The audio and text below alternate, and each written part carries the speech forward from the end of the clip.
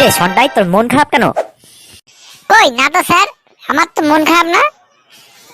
না, আমার চোখে তুই ফাঁকি দিবি? আমি ঠিক বুঝতে পারছি তোর মন খারাপ। তোর মুখটা কেমন ভার করে রেখেছিস। বল সন্টাই, তোর কি হয়েছে বল। না স্যার, কোনো মন টন খারাপ না স্যার, এমনি স্যার এমনি। সন্টাই, আমি তোর মাস্টার মশাই, তুই আমাকে বন্ধু ভেবে বল, ঠিক আছে? ও বন্ধু ভেবে বলবো স্যার? আর কি বলবো বন্ধু, তোর মেয়ে আর আমাকে আগের মতো ভালোবাসে না রে।